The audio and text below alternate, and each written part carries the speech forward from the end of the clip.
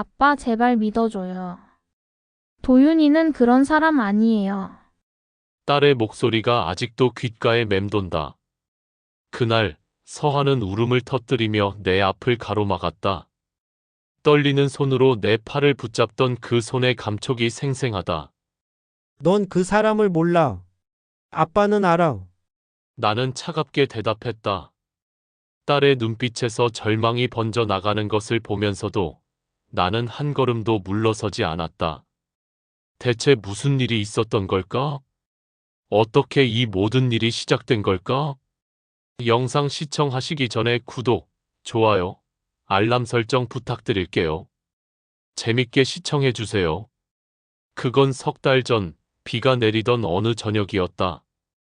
야간 택배 마지막 물건을 아파트 현관 앞에 내려놓고 돌아서는데 등 뒤에서 문 열리는 소리가 들렸다. 고맙다는 인사도 없이 바로 닫히는 문.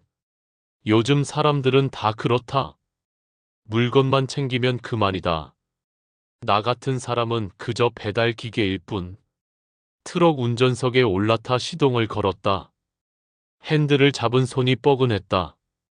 50이 넘으니 몸 여기저기가 말을 듣지 않는다.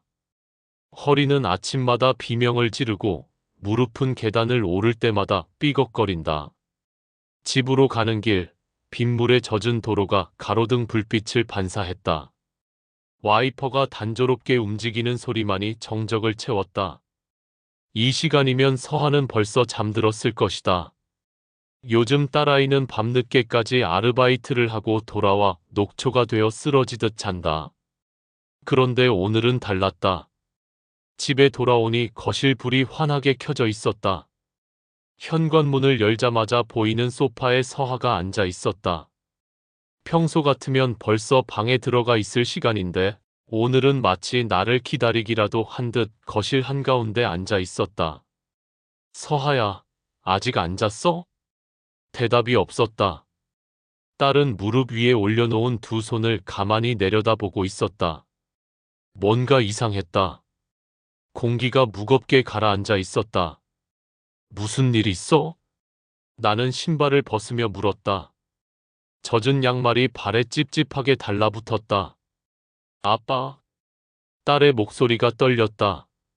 나는 현관에서 멈춰 섰다. 뭔가 심상치 않았다. 서하는 고개를 들지 않은 채 입술만 달싹였다. 뭔데? 무슨 일인데? 나나. 딸의 손가락 끝이 파르르 떨리고 있었다. 나는 천천히 거실로 들어가 맞은편 의자에 앉았다. 젖은 옷이 등에 달라붙어 불쾌했지만 지금은 그게 중요하지 않았다. 말해봐. 아기 생겼어요. 순간 귓가가 멍해졌다. 빗소리가 갑자기 크게 들렸다. 창문을 타고 흐르는 빗물이 유난히 선명하게 보였다. 24살. 대학을 졸업한 지 2년째.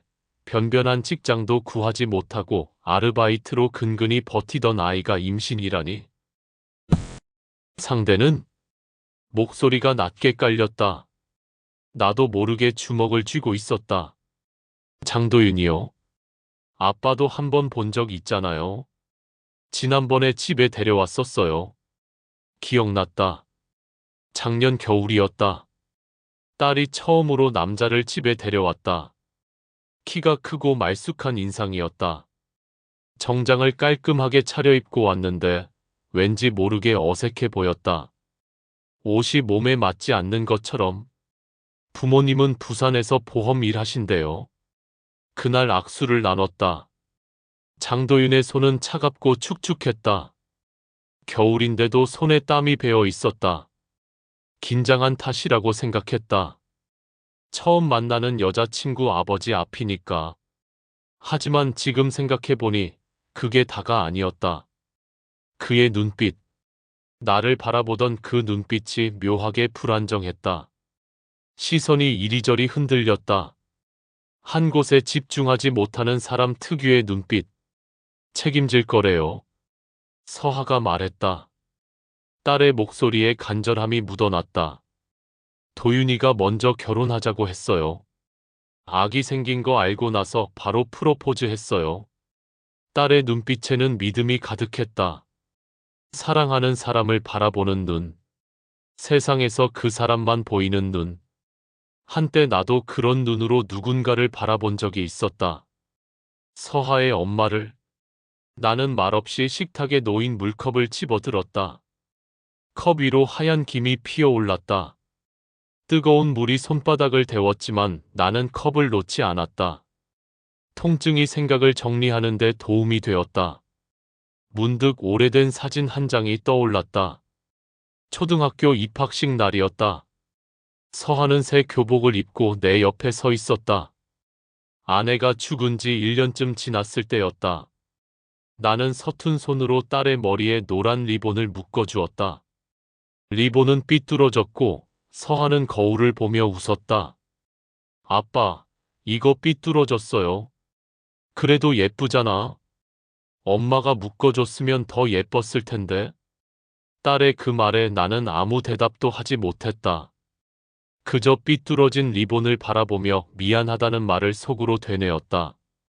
아내가 살아 있었다면, 아내가 곁에 있었다면, 이런 일은 없었을 것이다. 딸에게 사랑이 무엇인지, 사람을 어떻게 봐야 하는지 제대로 가르쳐 줄 수 있었을 것이다. 서하야. 나는 낮은 목소리로 말했다. 사람은 말보다 눈을 봐야 해. 무슨 말이에요? 말은 얼마든지 꾸밀 수 있어. 책임지겠다는 말, 사랑한다는 말, 다 쉬운 거야. 하지만 눈은 거짓말을 못해. 아빠는 도윤이를 모르잖아요. 서하가 반박했다. 목소리에 힘이 들어갔다. 도윤이는 진심이에요. 저한테 정말 잘해줘요. 아빠, 제발 믿어줘요. 하지만 나는 이미 봤다. 장도윤의 눈을, 그날 악수를 나누며 마주쳤던 그 불안한 눈빛을, 뭔가를 숨기고 있는 사람의 눈, 도망칠 구멍을 찾는 사람의 눈. 딸의 눈에는 이미 그 남자에 대한 의존이 깊게 새겨져 있었다. 사랑이라고 부르는 감정의 무게가 딸을 짓누르고 있었다. 그 무게를 나는 너무나 잘 알았다. 그래서 더 두려웠다. 일단 자자. 내일 다시 얘기하자. 나는 자리에서 일어났다. 더 이상 말하고 싶지 않았다. 아니, 말해봤자 소용없다는 걸 알았다. 사랑에 빠진 사람에게 이성적인 말은 통하지 않는다. 방으로 들어가 옷을 갈아입었다. 서랍 깊숙이 넣어뒀던 낡은 수첩을 꺼냈다. 오래전부터 써온 수첩이었다. 택배 일을 하며 만난 사람들, 기억해둬야 할 것들을 적어두는 습관이 있었다. 펜을 들고 새 페이지를 펼쳤다. 장도윤, 1998년생, 부모 부산 거주, 보험 관련 사업, 악수 시 손 차가움, 땀, 눈빛 불안정. 짧은 메모였지만 충분했다. 나는 천천히 수첩을 덮었다. 창밖에는 여전히 비가 내리고 있었다. 빗소리가 점점 거세졌다. 핸드폰을 꺼내 오래된 연락처를 찾았다. 10년 넘게 통화하지 않았던 번호. 하지만 아직 남아 있었다. 필요하면 언제든 연락해. 마지막으로 만났을 때 그가 했던 말이 떠올랐다. 나는 화면을 바라보다가 결국 전화를 걸지 않았다. 아직은 아니다. 먼저 내가 직접 확인해 봐야 한다. 이튿날 아침, 서하는 일찍 나갔다. 도윤을 만나러 간다고 했다. 결혼 이야기를 구체적으로 하겠다고. 나는 그날 택배 일을 쉬었다.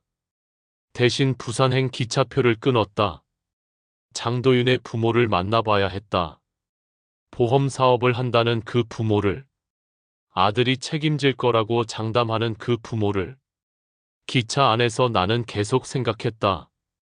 혹시 내가 지나치게 의심하는 건 아닐까? 딸의 행복을 가로막는 건 아닐까? 하지만 아니었다. 부산에 도착해서 알게 된 진실은 내 예상보다 훨씬 끔찍했다. 장도윤의 부모는 보험 사업을 하지 않았다. 아버지는 3년 전에 사기 혐의로 수감되었고, 어머니는 연락이 두절된 상태였다. 도윤이 살고 있다던 주소지에는 전혀 다른 사람이 살고 있었다. 그리고 무엇보다 장도윤에게는 이미 아내가 있었다. 결혼한 지 2년째. 아이도 하나 있었다. 나는 그 모든 걸 확인하고 서울로 돌아왔다. 그날 밤 서하에게 진실을 말했을 때 딸은 믿지 않았다. 아니, 믿고 싶지 않았던 것이다. 아빠, 제발 제발 믿어줘요. 도윤이는 그런 사람 아니에요. 딸은 울음을 터뜨리며 내 앞을 가로막았다. 떨리는 손으로 내 팔을 붙잡았다. 넌 그 사람을 몰라. 아빠는 알아. 나는 차갑게 대답했다. 딸의 눈빛에서 절망이 번져 나가는 것을 보면서도 나는 한 걸음도 물러서지 않았다. 그날 이후 모든 게 달라졌다. 지금 이 순간까지도. 일주일 뒤 초인종이 울렸다. 안녕하세요, 장도윤입니다. 문을 열자 그가 서 있었다. 검은색 정장에 와인색 넥타이. 머리는 한 올의 흐트러짐도 없이 단정하게 넘겨져 있었다. 손에는 고급 포장지로 쌓인 선물 상자.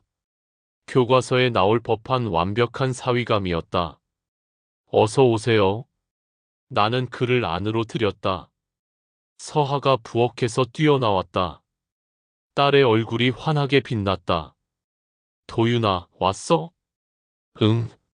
장인어른께 인사드리러 왔지. 장인어른. 그 단어가 귀에 걸렸다. 아직 결혼도 하지 않았는데 벌써 그렇게 부르다니? 우리는 거실 소파에 마주 앉았다.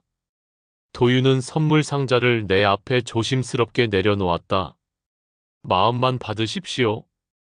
뵙기 전에 서하한테 물어봤더니 아버님께서 위스키를 좋아하신다고 해서요. 나는 위스키를 좋아하지 않는다. 술 자체를 거의 마시지 않는다. 딸이 뭘 잘못 말한 건지 아니면 도윤이 제대로 듣지 않은 건지.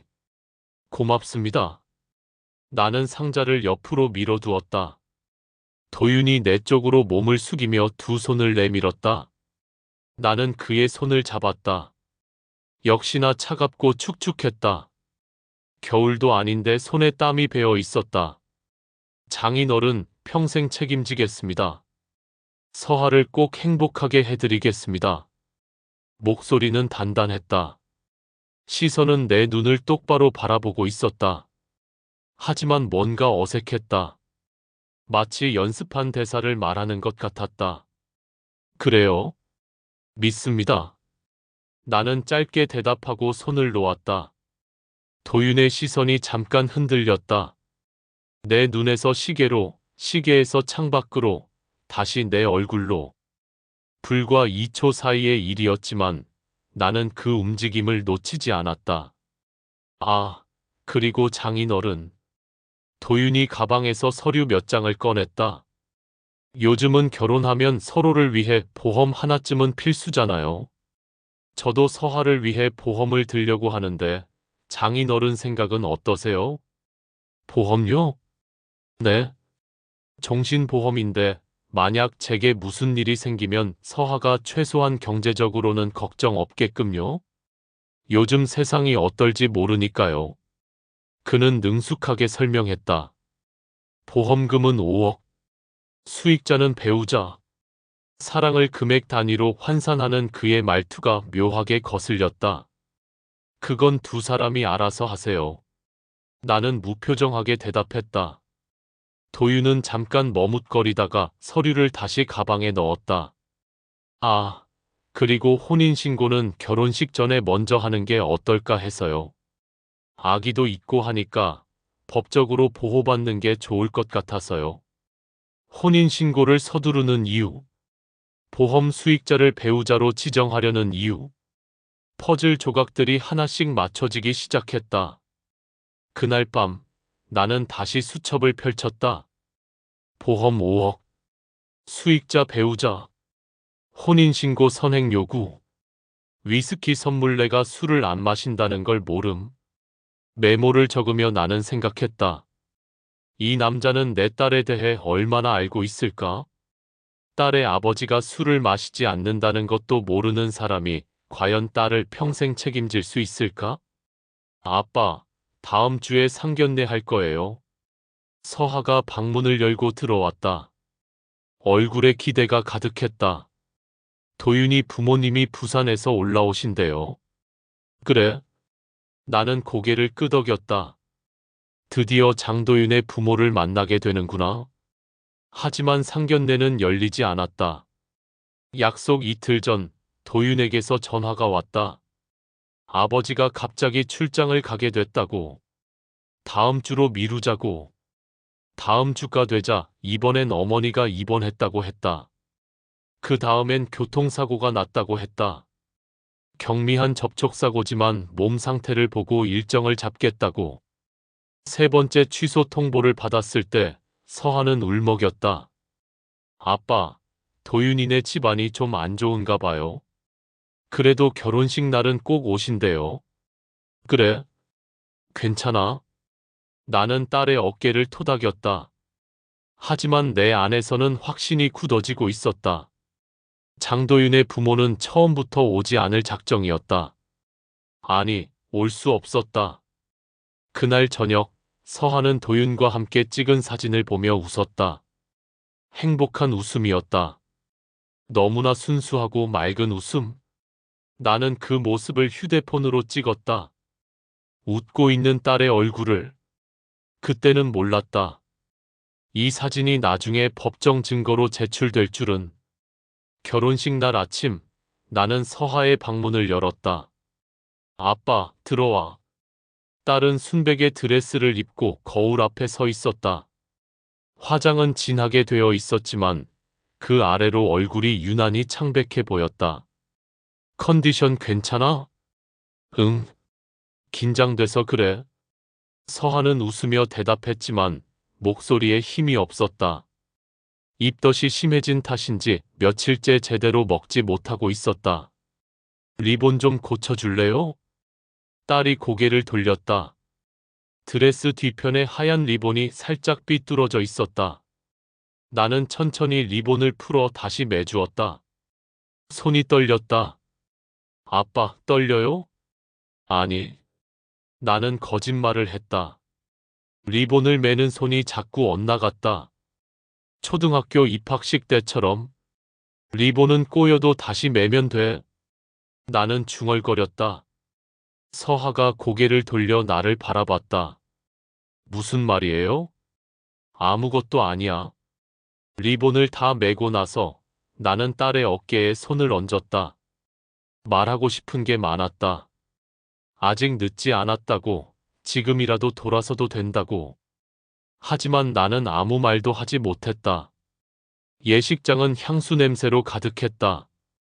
백합 향과 장미 향이 뒤섞여 목을 조였다. 하객들이 하나둘 자리를 채웠다. 내 쪽 좌석은 텅 비어 있었다. 친척도 없고 친구도 없었다. 그저 택배센터 동료 몇 명이 전부였다. 반대편 신랑 측 좌석도 마찬가지로 썰렁했다. 그리고 맨 앞줄에 노부부가 앉아 있었다. 도윤의 부모라고 소개받은 사람들이었다. 나는 그들을 유심히 관찰했다. 60대 중반쯤 되어 보이는 부부.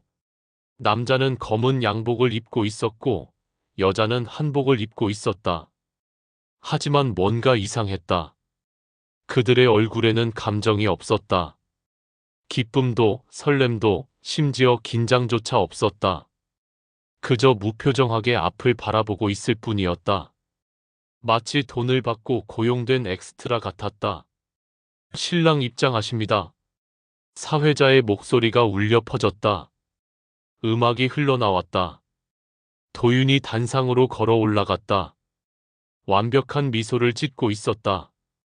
신부 입장하십니다. 서하가 내 팔을 잡고 버진로드를 걸었다. 카메라 플래시가 터졌다. 사람들이 박수를 쳤다. 행복한 순간이어야 했다. 하지만 나는 느꼈다. 딸의 손이 비정상적으로 차갑다는 것을, 걸음이 흔들린다는 것을. 아빠 어지러워요. 서하가 작게 속삭였다. 조금만 참아. 거의 다 왔어. 나는 딸을 부축하며 단상까지 걸어갔다. 도윤에게 딸의 손을 건넸다. 그의 손도 차가웠다.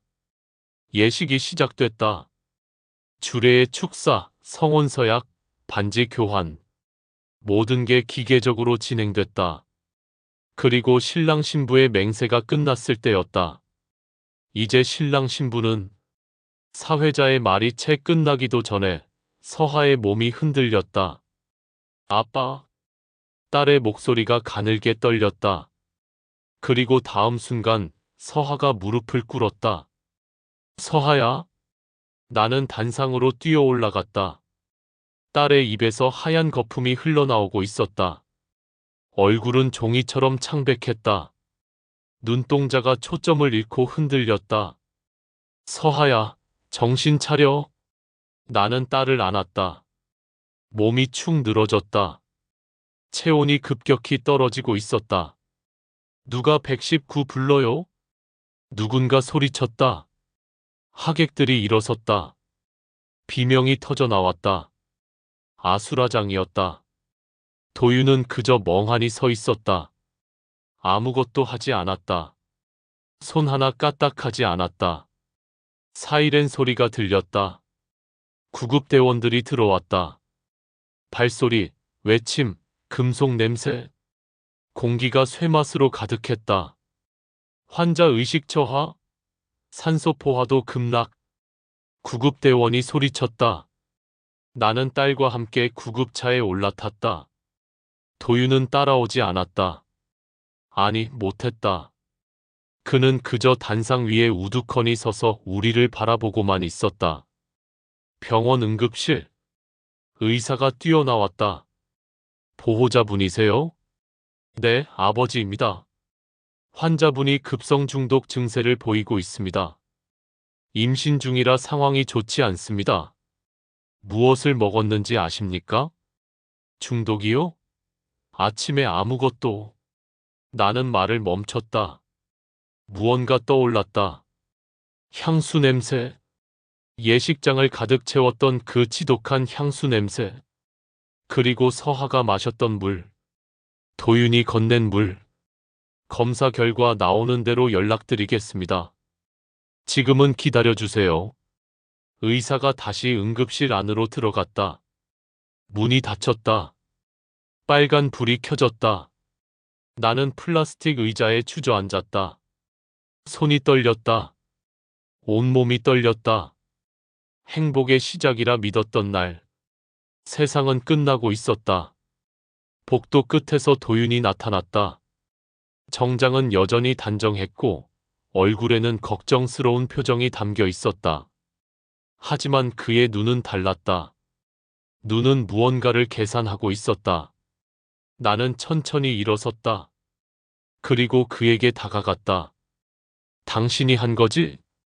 내 목소리는 낮고 차가웠다. 도윤이 고개를 저었다. 무슨 말씀이세요, 장인어른? 저도 놀라서. 당신이 한 거냐고. 나는 그의 멱살을 잡았다. 사람들이 우리를 돌아봤다. 간호사가 달려왔다. 여기서 무슨 짓이세요? 보안 요원이 나를 떼어냈다. 도윤은 넥타이를 고쳐 매며 뒤로 물러섰다. 장인어른, 너무 흥분하지 마세요. 서하한테 안 좋아요. 그는 여전히 완벽한 사위의 얼굴을 하고 있었다. 하지만 나는 알았다. 이 모든 게 계획된 일이었다는 것을. 장례식장 복도는 향냄새로 가득했다. 국화와 백합, 그리고 선향이 뒤섞인 냄새가 목구멍을 타고 내려와 숨을 막았다. 검은 리본이 달린 화환들이 벽을 따라 늘어서 있었다. 한서하라고 적힌 팻말이 눈에 들어올 때마다 현실이 아닌 것 같았다. 사흘 전 서하는 깨어나지 못했다. 의사는 급성 약물 중독이라고 했다. 임신 중이라 몸이 버티지 못했다고. 태아도 함께 잃었다. 24살의 생명과 아직 태어나지도 못한 생명이 하루 사이에 사라졌다. 나는 빈소박 복도 의자에 앉아 있었다. 사람들이 지나갔다. 조문객들은 고개를 숙이고 나는 고개를 끄덕였다. 기계적으로, 감정 없이. 도윤은 상주복을 입고 빈소 안에 있었다. 눈은 붉게 충혈되어 있었고 목소리는 쉬어 있었다. 완벽한 슬픔의 연기였다. 장인어른, 물 좀 드세요. 그가 종이컵을 건넸다. 나는 받지 않았다. 그는 잠시 망설이다가 컵을 옆 탁자에 내려놓았다. 힘드시죠? 저도 정말 믿을 수가 없어요. 그의 목소리가 떨렸다. 하지만 눈은 떨리지 않았다. 눈은 차갑고 냉정했다. 좀 쉬시는 게 어때요? 제가 여기 있을게요. 됐어. 나는 짧게 대답하고 자리에서 일어났다. 화장실에 가야겠다고 말하고 복도를 걸었다. 화장실로 가는 길목 구석진 곳에서 발소리가 멈췄다. 도윤의 목소리가 들렸다. 전화 통화를 하고 있었다. 네, 형님. 부산 거는 끝났고요. 나는 걸음을 멈췄다. 화장실 문 앞에 섰다. 문을 열지 않았다. 그대로 귀를 기울였다. 지금만 들어오면 됩니다. 서류는 다 준비돼 있어요. 심장이 쿵쾅거렸다. 귓가에서 피가 역류하는 소리가 들렸다. 아, 그건 걱정 마세요. 장인어른은 아무것도 모르세요. 원래 택배기사 출신이라 이런 쪽으론 문외한이시거든요. 손이 떨렸다. 주먹을 쥐었다. 손톱이 손바닥에 박혔다. 이번 건으로 정리하고 다음은 좀 쉬어야죠. 너무 빡빡하게 돌아가면 꼴이 밟혀요. 나는 천천히 화장실 문틈 사이로 그를 바라봤다. 도윤은 벽에 기댄 채 전화기를 귀에 대고 있었다.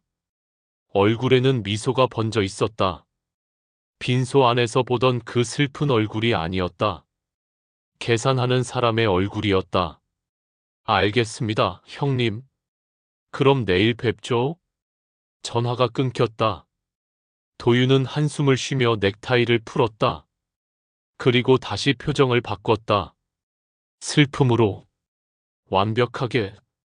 나는 화장실 안으로 들어가 문을 잠갔다. 세면대에 두 손을 짚었다. 거울 속 내 얼굴이 보였다. 핏기 없는 얼굴. 부어오른 눈. 백발이 더 늘어난 것 같았다. 주머니에서 수첩을 꺼냈다. 펜을 들었다. 손이 떨려서 글씨가 흔들렸지만 나는 정확하게 적었다. 장례식장 통화. 지급 언급.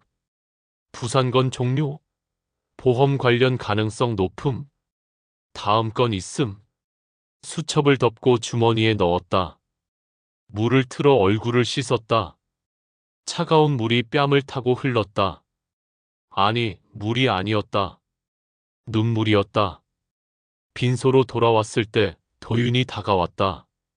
장인어른, 내일 화장하는 게 어떨까요? 뭐? 서하가 예뻤잖아요. 이렇게 땅에 묻히는 것보다는 화장해서 깨끗하게. 부검부터야. 나는 단호하게 말했다. 도윤의 얼굴이 굳었다. 부검이요? 왜요? 이미 사인은 나왔잖아요. 정확하게 알아야 해. 뭘 먹었고 어떻게 된 건지. 그건 병원에서 이미 다 조사했어요. 급성 중독이라고. 내가 부검하겠다는데 왜 말려? 내 목소리가 날카로워졌다. 주변 사람들이 우리를 쳐다봤다. 도윤은 당황한 듯 손을 내저었다. 아니, 그게 아니라 서하가 너무 고통스러웠을 텐데 또 칼로 몸을 가르는 건 내 딸이야. 내가 결정해. 나는 그의 눈을 똑바로 바라봤다. 도윤의 눈빛이 흔들렸다. 그리고 시선을 피했다. 바닥을 보았다. 벽을 보았다. 어디든 내 눈만 아니면. 알겠습니다. 장인어른 뜻대로 하세요. 그는 결국 고개를 숙이고 물러섰다. 하지만 나는 봤다. 그가 돌아설 때 스쳐 지나간 표정을. 분노도 슬픔도 아닌 조급함이었다. 그날 밤 나는 빈소를 지켰다. 도윤은 피곤하다며 먼저 들어갔다. 조문객도 모두 돌아갔다. 장례식장은 고요했다. 선향만이 타들어가며 연기를 피워 올렸다. 나는 딸의 영정 사진을 바라봤다. 웃고 있는 서하, 행복했던 순간의 서하, 도윤과 함께 찍은 사진, 내가 휴대폰으로 찍었던 그 사진. 서하야, 미안해.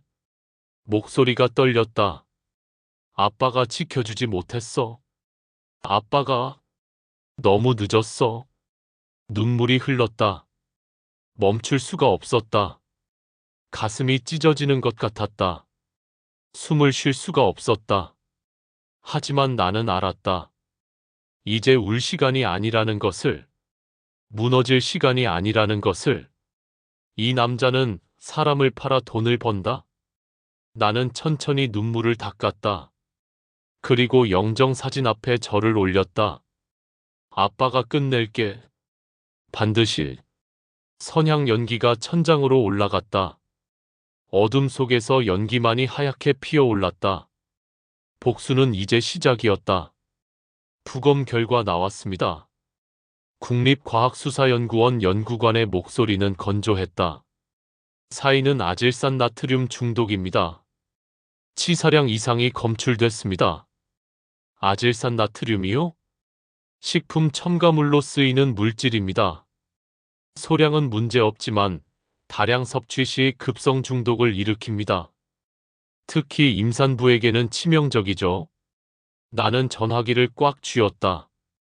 그게 어떻게 딸 몸에 들어간 겁니까? 캡슐 형태로 복용한 것으로 추정됩니다. 고인이 복용하던 약을 확인해 보시는 게 좋겠습니다.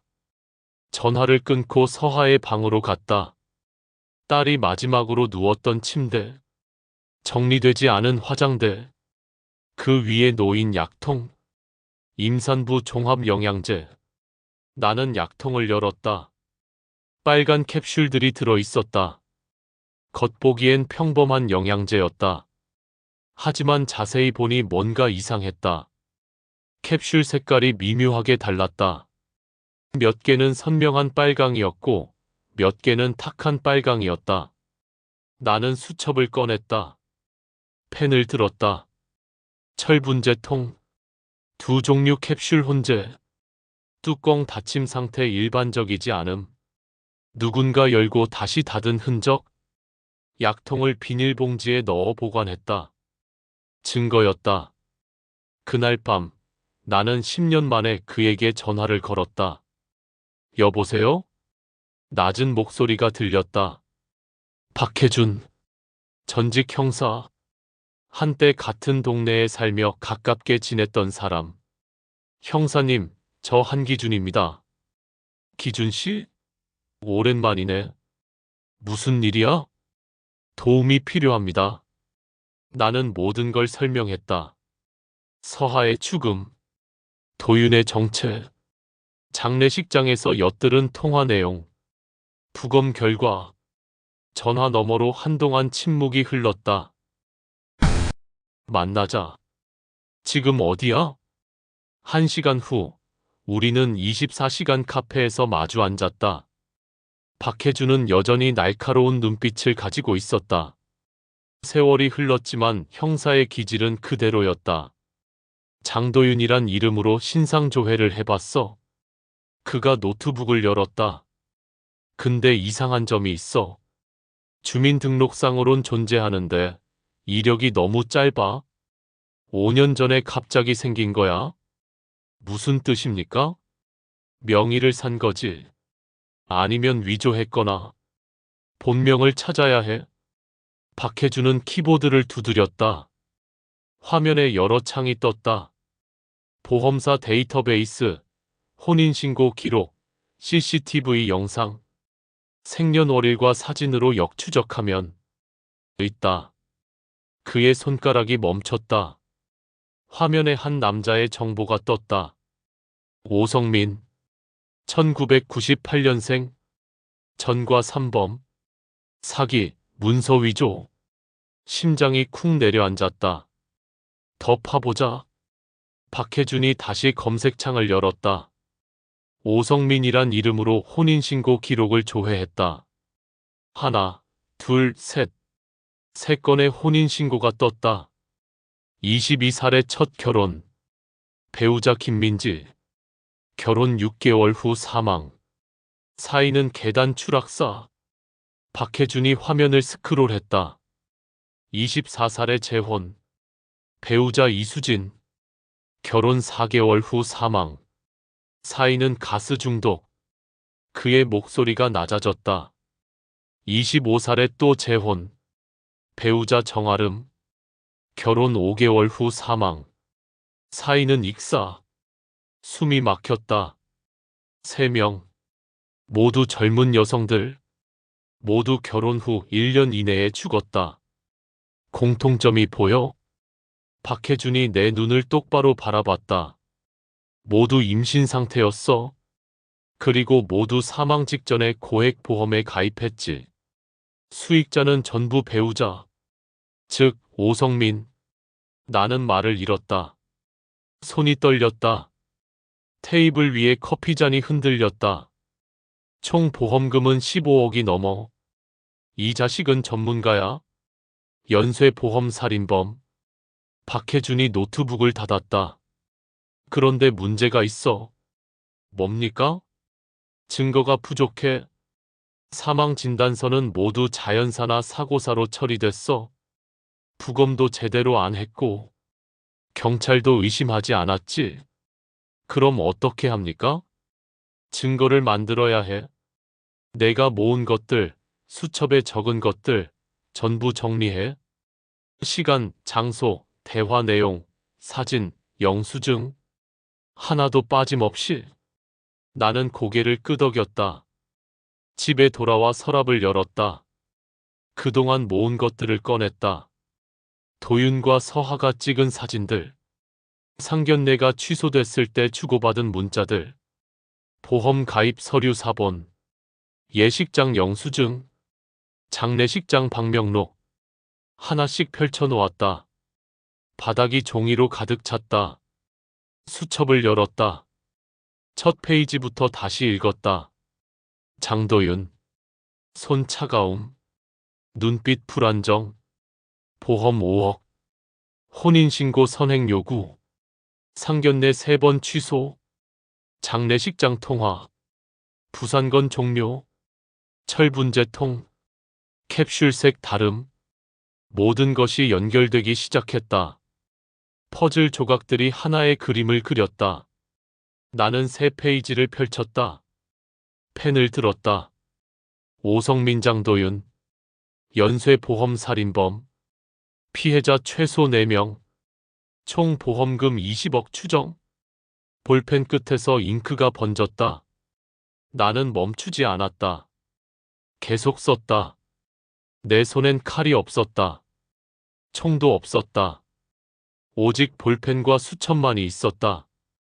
하지만 그것으로 충분했다. 복수는 피로 하는 게 아니었다. 기록으로 하는 것이었다. 나는 수첩을 덮고 창밖을 바라봤다. 동이 트고 있었다. 긴 밤이 끝나고 새벽이 왔다. 싸움은 이제부터였다. 이름은 윤가온. 서울대병원 내과 전문의야. 박혜준이 사진 한 장을 내 앞에 내밀었다. 깨끗한 인상의 여성이었다. 짧은 머리에 흰 가운을 입고 있었다.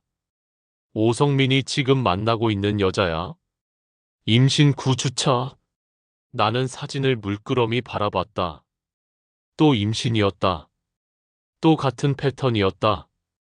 보험은 7억. 한 달 전에 가입했어. 수익자는 당연히 약혼자 명의. 장도윤으로. 손이 떨렸다. 서하가 떠올랐다. 임신 소식을 전하던 그날 밤. 떨리던 손가락. 믿음 가득한 눈빛. 그녀를 만나야 합니다. 위험해. 오성민이 눈치채면 그 전에 막아야죠. 박혜주는 한참을 나를 바라보다가 고개를 끄덕였다. 알았어. 내가 연락처 알아볼게. 이틀 후, 나는 서울대병원 지하 카페에 앉아 있었다. 오후 3시, 그녀의 진료가 끝나는 시간이었다. 윤가온 선생님 맞으십니까? 흰 가운을 입은 여성이 테이블 앞에 섰다. 사진보다 야윈 얼굴이었다. 입덧 때문인지 얼굴이 창백했다. 네? 그런데 누구시죠? 잠시 앉아주시겠습니까? 할 말이 있습니다. 그녀는 경계하는 눈빛으로 나를 훑어봤다. 하지만 결국 앉았다. 무슨 일이세요? 나는 천천히 입을 열었다. 저는 죽은 신부의 아버지입니다. 네? 무슨 말씀이신지. 선생님의 약혼자 장도윤. 그 사람의 이전 아내가 제 딸이었습니다. 그녀의 얼굴이 굳었다. 아내요? 도윤이가 결혼한 적이 있다고요? 네. 3달 전 결혼했습니다. 그리고 결혼식 당일 제 딸은 죽었습니다. 그게 무슨... 그녀가 말을 잇지 못했다. 손이 떨렸다. 나는 가방에서 USB를 꺼내 테이블 위에 놓았다. 여기 증거가 있습니다. 보시죠. 그녀는 USB를 집어들었다. 손이 계속 떨렸다. 제 노트북에서 볼게요. 잠시만요. 가온은 자리에서 일어나 카운터로 갔다. 잠시 후 노트북을 들고 돌아왔다. USB를 꽂았다. 화면에 파일들이 떴다. 사진, 문서, 녹음 파일. 첫 번째 사진. 서하와 도윤의 결혼식 날. 환하게 웃고 있는 두 사람. 두 번째 사진. 병원 침대에 누운 서하. 산소 호흡기가 연결되어 있었다. 세 번째 문서. 오성민의 전과 기록. 그리고 3번의 혼인신고, 3번의 사망신고. 가온의 얼굴이 점점 창백해졌다. 이게 정말인가요? 장례식장에서 녹음한 겁니다. 들어보세요.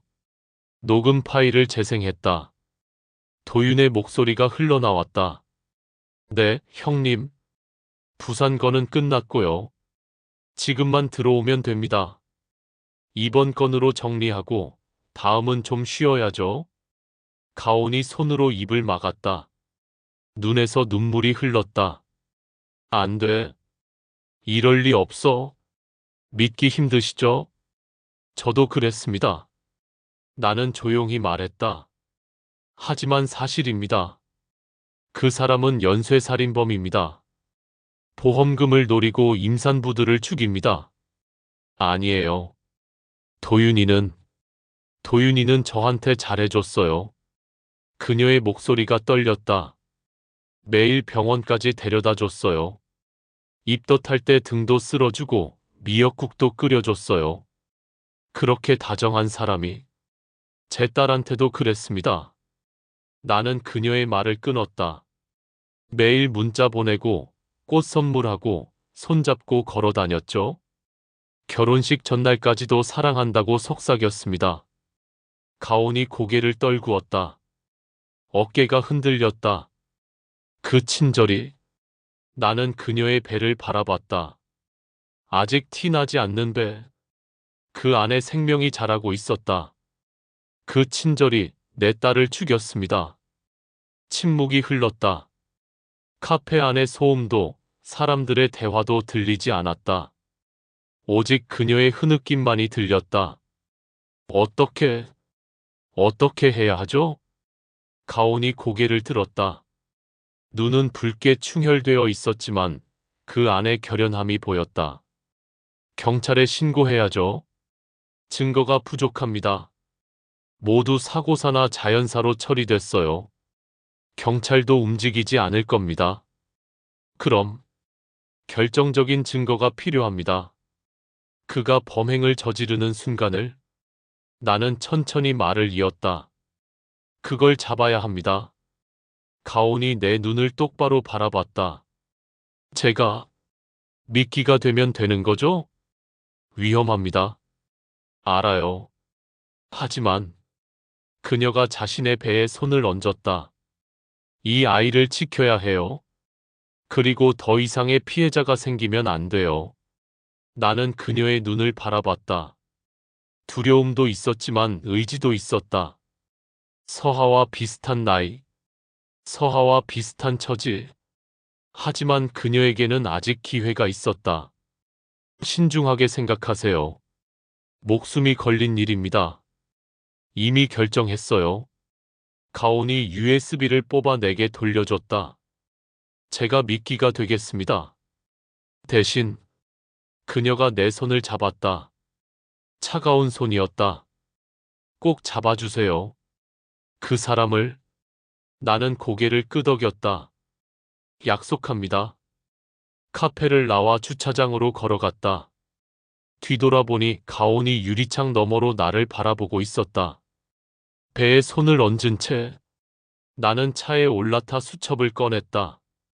윤가온, 서울대병원 내과 전문의, 임신 9주, 보험 7억, 협조 의사 있음, 미끼 작전 시작. 수첩을 덮고 시동을 걸었다. 이제 마지막 싸움이 시작되었다. 목요일 저녁 비가 내렸다. 도윤의 오피스텔 앞 골목. 가로등 불빛이 빗물에 반사되어 일렁였다. 나와 박혜준은 주차된 차 뒤에 몸을 숨겼다. 긴장하지 마. 우린 이미 이겼어. 혜준이 작게 속삭였다. 하지만 내 심장은 미친 듯이 뛰고 있었다. 손바닥에 땀이 흥건했다. 오후 8시 30분. 도윤의 차가 들어왔다. 조수석에 가온이 앉아 있었다. 두 사람은 오피스텔로 들어갔다. CCTV 확인.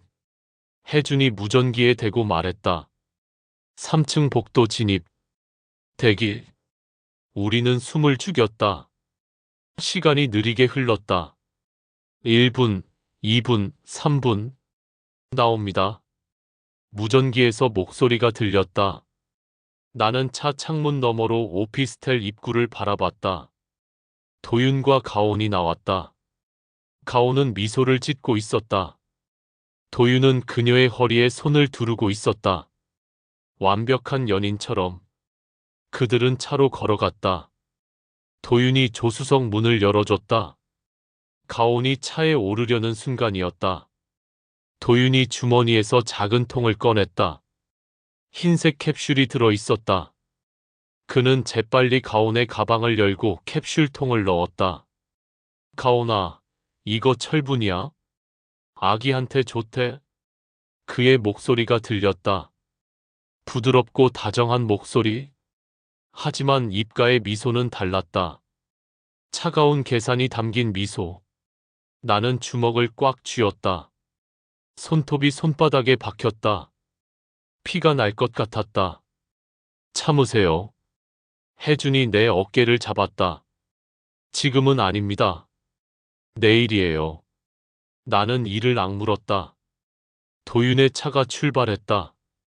빨간 후미등이 어둠 속으로 사라졌다. 증거 확보했어요? 혜준이 무전기에 대고 물었다. 완벽합니다. 가방에 넣는 장면 다 찍혔어요. 좋아. 내일 작전대로. 그날 밤 나는 잠을 이루지 못했다. 천장만 바라보며 시간을 세웠다. 새벽 4시, 5시, 6시. 드디어 아침이 왔다. 금요일 오전 10시. 서울대병원 지하 주차장. 가온이 차에서 내렸다. 흰 가운을 입고 있었다. 얼굴이 창백했다.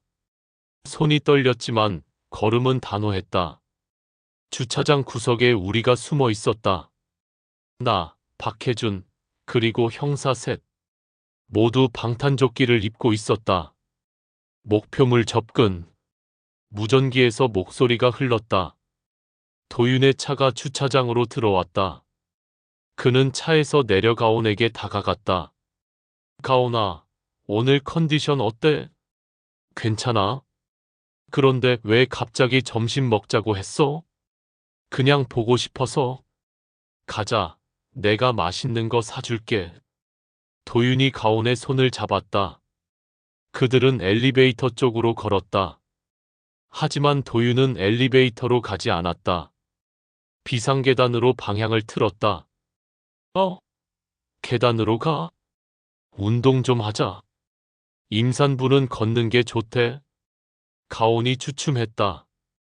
도윤이 그녀의 팔을 잡아 끌었다. 살짝 거칠게. 가자. 빨리. 계단 입구. 문이 닫혔다. 우리는 움직였다. 조용히. 빠르게. 계단 안에서 도윤의 목소리가 들렸다. 오늘 철분 먹었어? 응. 아침에 먹었어. 고마워. 많이 먹어. 몸 챙겨야지. 그의 목소리가 점점 낮아졌다. 근데 가온아, 혹시 이상한 사람 만난 적 없어? 이상한 사람? 응. 나한테 대해서 물어보거나. 무슨 소리야? 없는데? 침묵이 흘렀다. 나는 계단 문 앞에 섰다. 손잡이를 천천히 돌렸다. 그럼 됐어. 도윤의 목소리가 변했다. 차갑게. 미안해, 가온아. 넌 좋은 사람이었어. 뭐? 쿵. 밀치는 소리가 들렸다. 지금. 혜준이 소리쳤다. 문이 활짝 열렸다. 경찰입니다. 움직이지 마. 도윤이 계단 위에서 가온을 밀고 있었다. 가온이 비틀거렸다. 몸이 뒤로 넘어가려는 순간 나는 뛰어들었다. 몸으로 가온을 받았다. 둘이 함께 바닥으로 굴렀다. 콘크리트 바닥이 등을 내리쳤다. 숨이 막혔다. 손바닥이 긁혔다. 피가 흘렀다. 하지만 가온은 무사했다. 내 품에 안겨 있었다. 괜찮아요? 네. 네. 그녀가 떨리는 목소리로 대답했다. 오성민. 박혜준이 계단을 뛰어 올라갔다. 도윤은 도망치려 했지만 위층에서 다른 형사들이 내려왔다. 꼼짝 마. 수갑 소리가 찰칵 울렸다. 오성민, 아니 장도윤. 넌 끝났다. 도윤은 웃었다. 미친 듯이 웃었다. 증거가 뭐가 있는데요? 난 아무것도 안 했어요. 증거? 차고 넘쳐. 혜준이 비닐봉지를 꺼냈다. 가온의 가방에서 나온 캡슐통이었다. 이게 뭔지 알아? 아질산 나트륨. 내가 어제 그녀 가방에 넣은 거지. CCTV에 다 찍혔어. 도윤의 얼굴이 굳었다. 1시간 후 오피스텔 압수수색이 시작됐다. 서랍 속에서 노트 한 권이 나왔다. 펼쳐보니 이름들이 빼곡히 적혀 있었다. 김민지 마이너스 완료. 5억. 이수진 마이너스 완료. 5억. 정아름 마이너스 완료. 5억. 한서하 마이너스 완료. 5억. 윤가온 마이너스 진행 중. 7억. 그 밑에는 다음 타깃으로 보이는 이름도 있었다. 옷장 안에서 계약서가 나왔다. 가짜 부모 역할을 해줄 사람들과 맺은 계약서였다. 냉장고 안 김치통 밑에서 독극물통이 나왔다. 아질산 나트륨이 가득 담겨 있었다. 나는 모든 것을 지켜봤다. 내 수첩을 펼쳤다. 적어둔 기록들과 하나하나 대조했다. 모든 게 일치했다. 기준 씨. 혜준이 다가왔다. 해냈어? 당신이 해냈어요. 나는 고개를 끄덕였다. 손에서 피가 흘렀지만 아프지 않았다. 경찰차에 실려가는 도윤을 바라봤다. 그는 고개를 숙이고 있었다. 더 이상 미소 짓지 않았다. 사이렌 소리가 멀어졌다. 비가 그쳤다. 하늘이 개었다. 끝났다. 드디어 끝났다. 법정은 고요했다. 방청객들이 숨을 죽이고 있었다. 판사석 위 시계만이 똑딱거리며 시간을 셌다. 피고인석에 도윤이 앉아 있었다. 주황색 수감복을 입고 있었지만 여전히 자세는 단정했다. 머리는 깔끔하게 넘겨져 있었고 얼굴에는 미소까지 띄고 있었다. 피고인, 최후 진술하십시오. 판사가 말했다. 도윤이 천천히 일어섰다. 존경하는 재판장님. 그의 목소리는 차분했다. 저는 죄가 없습니다. 사랑하는 사람을 위해 보험에 가입하는 게 범죄입니까? 가족을 위해 미래를 준비하는 게 잘못입니까? 방청석에서 웅성임이 일었다. 도윤은 계속 말했다. 저는 그저 사랑했을 뿐입니다. 불행히도 사고가 일어났을 뿐이고요. 그것을 범죄라고 몰아가는 건 피고인. 판사가 말을 끊었다. 피고인은 4명의 여성을 계획적으로 살해했습니다. 사랑이 아닌 탐욕으로. 보험금을 위해 임산부들을 죽음으로 몰아넣었습니다. 도윤의 미소가 굳었다. 증거는 충분합니다.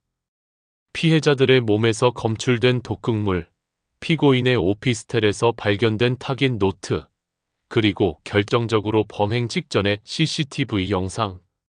판사가 서류를 들어 올렸다. 특히 한기준 씨가 수집한 기록들은 피고인의 범행 패턴을 명확히 증명했습니다.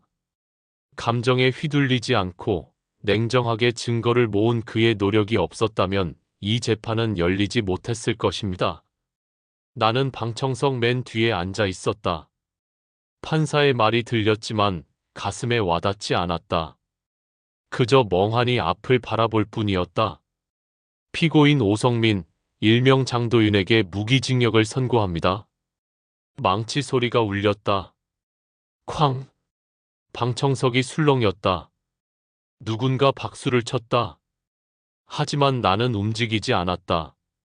박수도 눈물도 없었다. 도윤이 끌려나갔다. 그는 고개를 돌려 나를 바라봤다. 여전히 미소를 짓고 있었다. 마지막까지 연기하는 남자. 나는 천천히 일어섰다. 법정을 나왔다. 복도에서 윤가온이 기다리고 있었다. 그녀의 배가 불러 있었다. 임신 5개월. 생명은 자라고 있었다. 한 선생님. 가온이 다가왔다. 눈에 눈물이 맺혀 있었다. 고맙습니다. 정말 고맙습니다. 아니에요. 당연한 일이었습니다. 나는 그녀의 배를 바라봤다. 새로운 생명. 살아남은 진실. 건강하게 나으세요. 그게 가장 큰 복수입니다. 가온이 고개를 끄덕였다. 배를 감싸 쥐었다. 그녀는 미소를 지었다. 희망이 담긴 미소. 며칠 후 나는 망월산 납골당을 찾았다. 가파른 계단을 올랐다. 숨이 찼다. 다리가 무겁게 느껴졌다. 하지만 멈추지 않았다. 유리문을 열었다. 서하의 사진이 보였다. 웃고 있는 딸. 웨딩드레스를 입은 딸. 행복했던 순간의 딸. 사진 옆에 노란 리본이 놓여 있었다. 바람에 살랑 흔들렸다. 나는 무릎을 꿇고 앉았다. 사진을 바라봤다. 서하야. 목소리가 떨렸다. 아빠가 늦었지? 미안해. 그래도 해냈어. 눈물이 흘렀다. 이번엔 참지 않았다. 그냥 흘러내리게 뒀다. 이제 리본을 고쳐 맸다. 아빠가 매듭을 바로잡았어. 삐뚤어진 리본 제대로 묶었어. 바람이 불었다. 리본이 크게 흔들렸다. 나는 가방에서 수첩을 꺼냈다. 마지막 장을 펼쳤다. 펜을 들었다. 분노는 증거로, 슬픔은 절차로, 고립은 연대로. 한 줄을 쓰고 나서 수첩을 덮었다. 그리고 사진 앞에 놓았다. 이제 편히 쉬어. 아빠는 괜찮을게. 마지막 절을 올렸다. 일어섰다. 유리문을 닫았다. 계단을 내려갔다. 난간에 손을 짚었다. 차가운 금속이 손끝에 닿았다. 예전엔 이 차가움이 절망이었다. 혼자라는 외로움이었다. 하지만 지금은 달랐다. 이 차가움은 정의의 온도였다. 진실의 무게였다. 포기하지 않은 시간의 증거였다. 하늘을 올려다봤다. 구름 사이로 햇살이 비쳤다. 나는 걸었다. 천천히, 하지만 확실하게. 삶은 계속되었다. 딸은 떠났지만 기억은 남았다. 슬픔은 있지만 정의도 있었다. 그리고 무엇보다 나는 다시 매듭을 묶을 수 있었다. 진심으로, 바르게. 끝까지 시청해 주셔서 감사합니다. 다음에 더 재미있는 영상으로 뵙겠습니다.